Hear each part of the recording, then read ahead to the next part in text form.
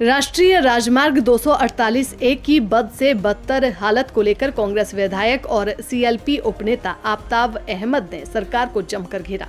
उन्होंने कहा कि भारतीय जनता पार्टी की नीति और नीयत का अंतर साफ पता चल रहा है। एक तरफ तो प्रधानमंत्री गुरुग्राम लोकसभा में द्वारका एक्सप्रेस वे का उद्घाटन कर रहे हैं और वहीं दूसरी तरफ जीवन रेखा कही जाने वाली गुरुग्राम से अलवर तक 4 लेन सड़क की हालत बद से बदतर है। उन्होंने कहा कि सड़क की इस तरह की हालत की वजह से सड़क हादसों में आए दिन इजाफा हो रहा है। उन्होंने कहा कि अब इस मार्ग को खूनी मार्ग का नाम दिया जा रहा है। विधायक आफताब अहमद ने कहा कि हर बार सरकार झूठे वादे करती है। मैं कहूंगा कि एक उदाहरण है भारतीय जनता पार्टी की नीयत का और उसकी नीति का।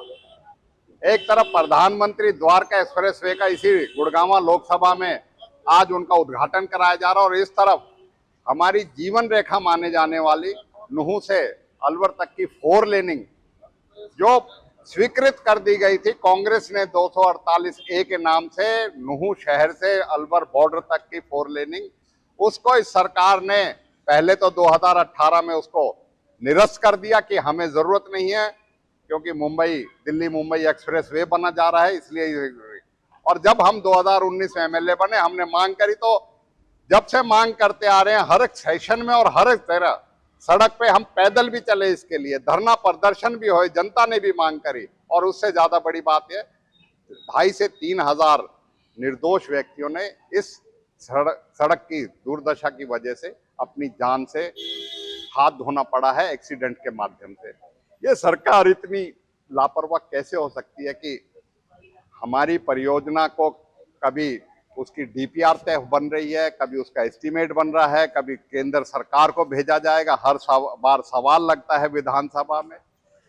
बनाना तो दूर, सबसे बड़ी दुखदायक बात यह है कि हमने कितनी बार कहा, हमारी कांग्रेस की भारत जोड़ो यात्रा यहां से निकल के गई थी, हमारे नेता राहुल गांधी जी और सारे प्रदेश के और हरियाणा के और तमाम देश के नेता इस सड़क से गुजरे थे जब भी ये हालत थी। मालव गांव में सड़क थी तो फिरोजपुर झिरका से यहां तक, लेकिन इससे बुरी हालत।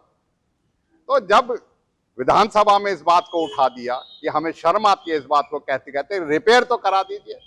1.25 साल उसको हो गया, हर बार हो गया। 3 महीने पहले हम फिर से यहाँ आए थे जब उसमें झूठा आश्वासन की कर दिया। आज इन लोगों ने यहाँ सुबह इतना दर्द गुबार और इतना यहाँ जीना दूभर हो रहा था इन लोगों का, नमाज पढ़ के आए थे, इतनी वो हो रही थी। उसके बाद इसको इन्होंने हमें बुलाया और दिखाया। मैं कह सकता हूं कि नहीं बनानी आपकी बस की नहीं है। दुभांत आप जो है दो जो बातें आप करते हो, विकास कहीं का कराना है, कहीं को विकास के बजाय विनाश जो है की तरफ धकेलना है। इसकी रिपेयर तो कराओ। रिपेयर करने से कम यहाँ के लोगों को एक सुविधा इसकी तो मिल जाए। जो सड़क है आज सड़क नहीं है, इस पे लोगों का कहना है हम नमाज के लिए मस्जिद पे नहीं जा सकते, घरों में अपने नहीं रह सकते, इतनी गर्द गुबार हो रही है। आज हमने जब सुबह अधिकारियों से उनसे बात करी है तो यहाँ पानी घेर के उसकी लीपा पोती करी जाती है। हम आपके माध्यम से संदेश देना चाहते हैं, खट्टर जी आप 3 दिन पहले यहाँ से निकल के गए, आप उससे पहले भी 4 बार इसी टूटी सड़कों से निकल के जाते हो। आप इस बात मुख्यमंत्री हैं, प्रदेश के सारे समान विकास की बात करते हैं, यहाँ की सड़क के ऊपर आपके कोई नजर, आप क्यों इस तरीके से कर सकते हैं? और आपके माध्यम से कहना चाहते हैं इस पे तुरंत काम शुरू हो, नहीं तो हम इन गांव वालों की जो हालत है, उन्होंने आज कह रहे थे मशवरा करके हम इसके लिए कोई धरना प्रदर्शन करेंगे, उसमें मैं स्वयं भी इनके साथ साथ शामिल होऊंगा अगर सरकार अपने रवैये से बाज नहीं आएगी।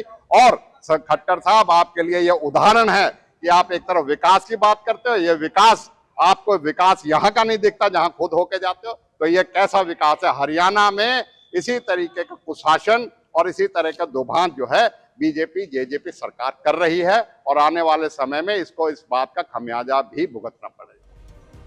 वहीं ग्रामीणों का कहना है कि सड़क की हालत इतनी खराब है कि लोग इस मार्ग से मस्जिद में नमाज पढ़ने भी नहीं जा सकते, जिसके चलते ग्रामीण धरना प्रदर्शन करने पर मजबूर हो जाएंगे। उन्होंने कहा कि अगर सरकार इस सड़क की सुध नहीं लेती है तो आगामी समय में प्रदर्शन किया जाएगा। खूनी रोड तो इसका नाम सही दिया गया है। कल भी एक्सीडेंट हुआ फिरोजपुर जिरका में, 2 माँ बेटाओं की मौत हो गई है। ये जब तक इस पे काम नहीं होगा, 4 लेन नहीं बनेगा, जब तक यही हाल रहेगा। और ये तो हमारे लिए खूनी जीवन बना पड़ा है। यहाँ जीना दुश्वार हो रहा है रोड पे। लोगों के टीबी, सांस, दमा की बीमारी हो रही है, इससे धूल उठती है। ये या तो इसकी रिपेयर कराई जाए, अगर नहीं होगा तो धरना प्रदर्शन तो होगा ही होगा। यहाँ इस पर उठना बैठना जीना सब दुश्वार हो रहा है हमारा। वहीं इस मौके पर पूर्व सरपंच ने कहा कि यहाँ की सड़कों की हालत बेहद खराब है, बच्चे बीमार हो रहे हैं। धूल मिट्टी उड़ने की वजह से कई स्वास्थ्य संबंधी दिक्कतें लोगों में पेश आ रही हैं। उन्होंने कहा कि मुख्यमंत्री यहाँ आते हैं और यहाँ से चले जाते हैं, लेकिन इस मार्ग की ओर कोई ध्यान नहीं दिया जा रहा।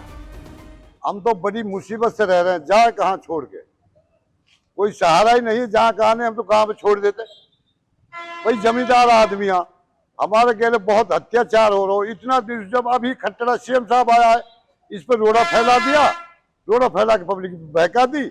हमारी आज सलाह ही कि हम आज पूरा गांव इस पर धरना देंगे और ही जाम करेंगे रोड है। वो जाम करने के बजाय हमने मंत्री पे फोन कर दिया, आफ्ताब अहमद पे। उसने कही आज तो प्रधानमंत्री की रैली है, आज रोड जाम मत करो।